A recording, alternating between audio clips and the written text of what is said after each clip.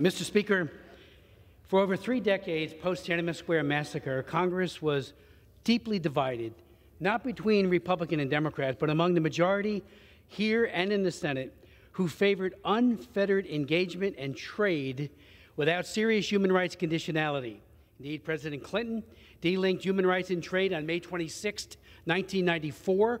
I went up there and gave a press conference. I was joined by a few others saying how serious that was to give up on human rights and allow profits to trump human rights. We've seen the brutal nature of the communist regime, especially under Xi Jinping, and the Chinese Communist Party's ultimate desire to see hegemony. Over the years, I've chaired 76 congressional hearings on China and authored several pieces of legislation, including the Hong Kong Human Rights and Democracy Act, and was the Republican sponsor of Jim McGovern's Uyghur Forced Labor Act. We now have to make sure those laws are being faithfully implemented. 20 years ago, when China became a member of the WTO, most members of Congress, and certainly in the business, in the community and foreign policy establishment, bought into what James Mann rightfully called the China fantasy. In other words, if you just trade more with the dictatorship, somehow they'll matriculate into a democracy. That fantasy has been shown to be demonstrably naive at best. The CCP has become more powerful because of the trade and dual-use items that have accrued over there that are now being used by their military and by their police.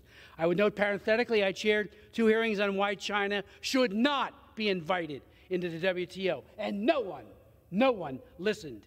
The record is clear, Mr. Speaker. As predicted, we have become more like them, and thankfully that is changing, but many in our corporate establishment, we saw with the Olympics, were standing right by Beijing and the CCP and Xi Jinping, wouldn't utter a word, including Coca-Cola and others, about the terrible killing of the Uyghurs and the use of forced labor camp. We have stood by as the Chinese Embassy and the Ministry of State Security have harassed people of Chinese heritage and nationality living lawfully in the United States. We have not done all that we could do for the people of Hong Kong, Tibet, and the Uyghur people in the autonomous region. But today, thankfully, we are turning a page. And I want to applaud our Speaker for pushing hard for this Select Committee, and hopefully it will make a difference. Yield back. Expired.